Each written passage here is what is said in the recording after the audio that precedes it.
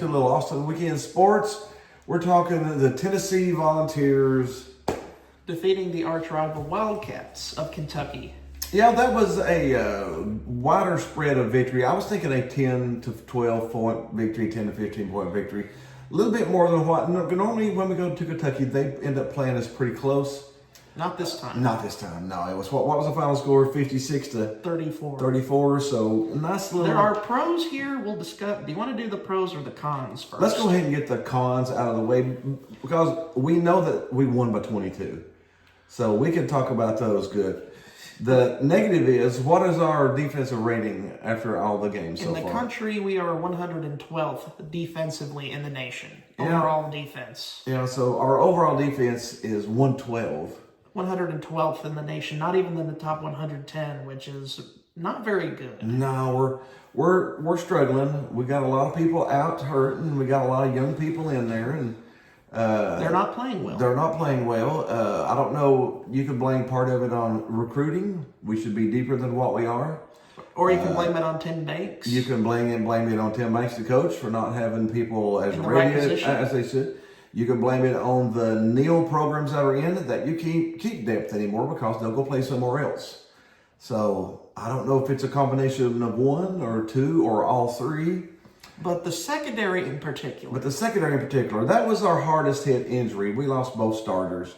But again, you can't have that as an excuse 8 games into the season. With such a huge drop-off from last year to this year, if you really look at it even from a bird's eye view, from the sky down. How many secondary players left the team last year?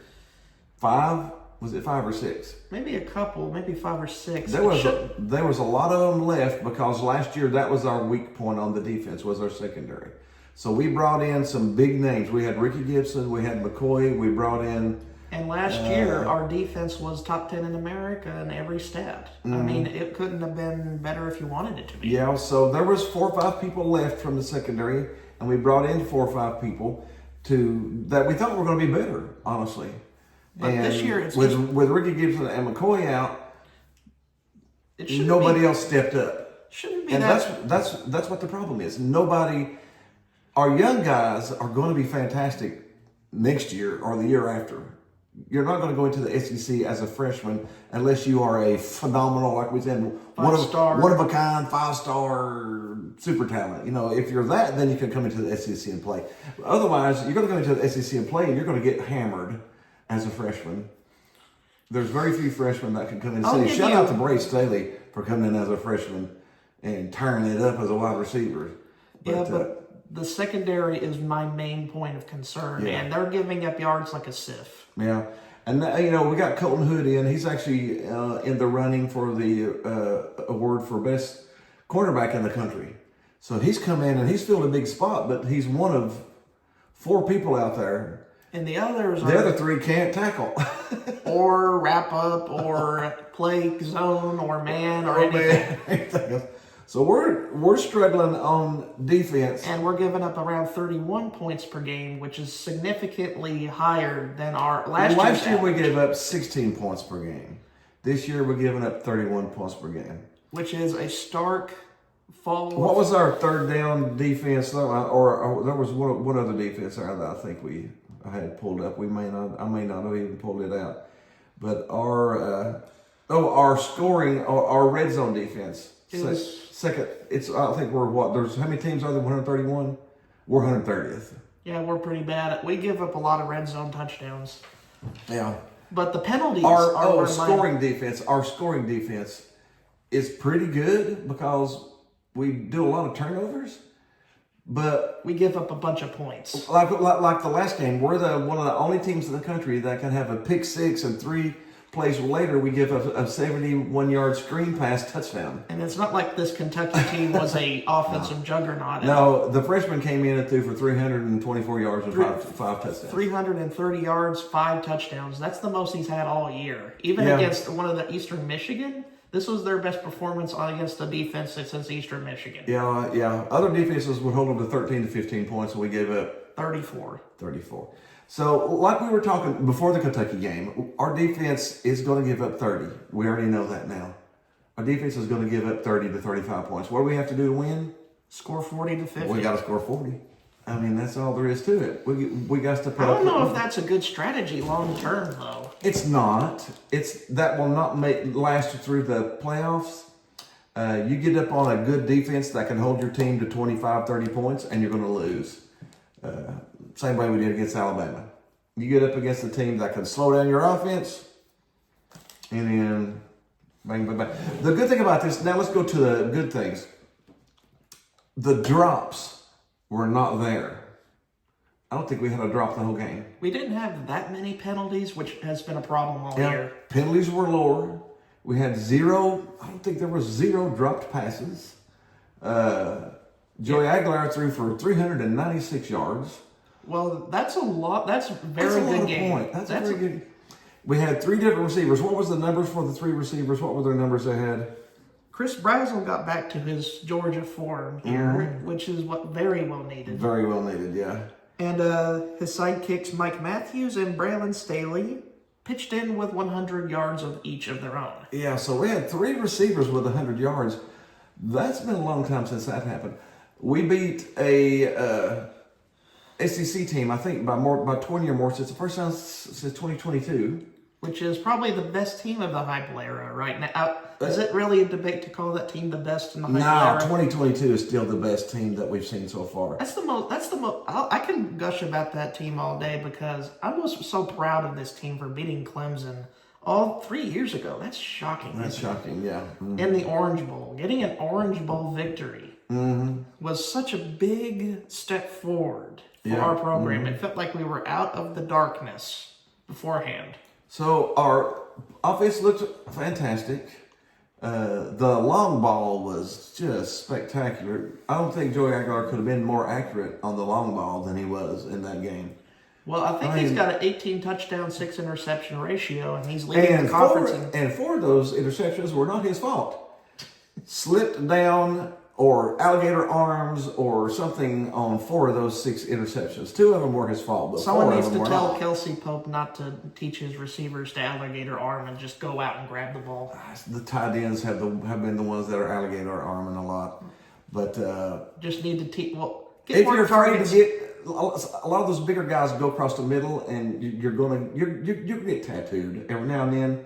And if you see somebody coming, you go. And you're not gonna just embrace the hit anyways. Just embrace the hit, grab the ball, and catch the ball, take the hit. Yeah. So get more targets to Kitzelman though. I think we did get targets to Kitzelman. And who was the tight end that just come back? Ethan Davis. I think Ethan Davis coming back could make a big difference. He could be that one extra target across the middle that we're looking for. Because at this point, I don't know if our defense is going to get better. I think we may be who we are. We're going to give frustrating to watch. Frustrating to watch. We're going to give up 30 points. That's just the way it is. What we need to do is score 1 more touchdown. So Ethan Davis might give us that little bit of extra offense. That's necessary. That's necessary to clamp that Damian, to go up 14 points. Especially with the opponent that's coming up. Yeah. So congrats to the Vols beating Kentucky. That was a fantastic game to watch. And Josh Heupel is 5-0 against the Wildcats, which is I don't know if you can argue with that as a Vol fan. You can't much argue with that. Now coming up is the test. Let's go ahead and talk about that a little bit.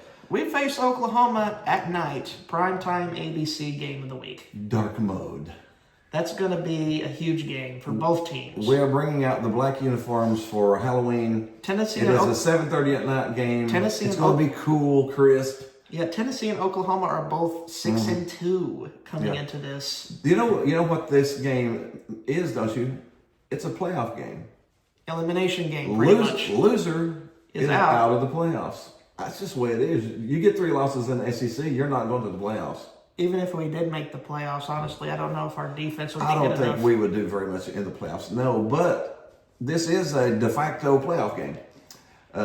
Tennessee started out, I think, favored by 3.5 points. And it's also a battle of the Oklahoma alma maters. I think with Venables going to Oklahoma and Josh Heupel being a former Oklahoma player. I think Tennessee's coaching staff has more Oklahoma graduates than Oklahoma's coaching staff does. We do. I mean, don't we? Yeah, I think we're the Oklahoma Volunteers right now. He Oklahoma. brought up Seth Luttrell, which was a I think that was player. great. I think that gave our offense a good twist. And then we brought in Landry Jones, another former Oklahoma quarterback. It's like Hypo wants to connect with all his Oklahoma buddies. Why not just bring all of them over? Bring them all over. And I said Tennessee's offense is going to be hard to stop. Oklahoma's defense is the strength of their team normally, but they haven't faced the kind of offense they're about to face. They faced Ole Miss and they didn't stand and lost by 8. They didn't really do a great job against Ole Miss. No, they didn't do it. And Arch Manning was on fire when they played Texas, so Texas beat them by a lot. So, but John Mateer, if they have any chance to win the game, John Mateer has to make plays. John Mateer's going to throw for 300 yards because everybody throws for 300 yards against us. Yeah, that's pretty fair to expect. Will we do our expected groans during the game? Yes. Do we make them run? How's their running offense? We could just force. I was going to say, we could drop back into coverage and just use a 4-man front and make them throw into a crowd, if nothing else. But as soon as they throw a crossing route, we can't read that. We're bad against crossing. We're horrible. I've never seen so many completed crossing routes in this Tennessee in my entire life. But it's going to be interesting to see. I still think, as I said, I think the line opened at 3.5. It went up to 4.5. I think it dropped to 2.5. I'm not sure where it's at. Well, I'm going to take Tennessee the straight up winner. And I honestly think they will cover. I don't care if it's 3.5 or 4.5. I think Tennessee wins by 7 or more. Because if we lose the environment will give our defense that little extra kick. If we lose the game, what will you come up with next week? I don't know. If we lose the game, then it's time to start talking changes. To be honest, you don't want to get to that point, but there's changes that need to be made. I mean, if our defense really goes bottom out, if we give up 40, 45 points and then only score 20 something, there's got to be some sort of. There's got to be something done. I mean, this is two heads of the coin here. Mm-hmm. Like heads, the positive, keep going, or tails, analyze stuff. Mm-hmm. Listen, both can happen. I'm sort of on the side that we didn't recruit good enough. We should be deeper than what we are. Which that's on Tim Banks. He's the guy running the defense. He's the one running the defense. He has to. It could be. I mean, that comes from Heupel all the way down. You got to make sure that all your positions are covered. So I don't think we're as deep as we should be, and then I don't think those players that we have are as ready as they should be. So I think it's a little bit recruiting, a little bit coaching, and then the unlikely injury bug. If McCoy and Ricky Gibson were here right now, we wouldn't be having this conversation. But the backups are not holding their water. The backups are not holding their water. But I still think Tennessee at night, dark mode, playing Oklahoma. I mean, how bad does Heupel want to beat Oklahoma in Tennessee? Quite a significant amount. I think he'll pull out more stops than maybe he's done so far. Maybe a few trick plays. Boone Carter may come in and be a little trick play or something. I'm not for sure. But it's going to be... I still got Tennessee winning by 7 or more. There's definitely one thing, though, at halftime. We might expect to see more points than usual, and it be the opposite of last year's game against Oklahoma, which was defense. The over and under is lower than what you would think it is. It's only 56. Because Heupel's face, if you can look at him during halftime of last week's game, he was visibly disgusted. I could just tell from... Yeah, he did not like the defense, so he's probably going to pull out the stops offensively. The experts have Tennessee winning 30-26. That's what it opened up as. Or 30-27, bouncing around that margin. I don't know why they expect us to go under 30 points. I don't know. That's what they got at. Maybe because of Oklahoma's average of giving up points this year. But I've got Tennessee and the over. I don't think Oklahoma's defenses face anything near what they're going to face this weekend. I think we score in the 30s, and I think Oklahoma scores in the 30s. But I think it's more like maybe a 40-32 game or a 37-30 game. I think it's over, and we win by that 7 or more margin there. For some reason, I just really do think that we win this one. But it's going to be a fun, exciting game. That 7 points we win by may be in the last 3 minutes. It may be 30-30 with 3 minutes left, and we do that winning drive. But I still think Tennessee wins by 7. or more. All right, that's about it. That's about it. And we hope you had a little fun. Go Vols. We need to win out. Would it be fun to win out after all this turmoil and everything? Or, I don't know if I don't know if that's going to happen. But we hope you had a little fun with us. Be sure and hit the like button, hit the subscribe button, hit the groovy baby button over here somewhere. And Go Vols. We'll see you next week.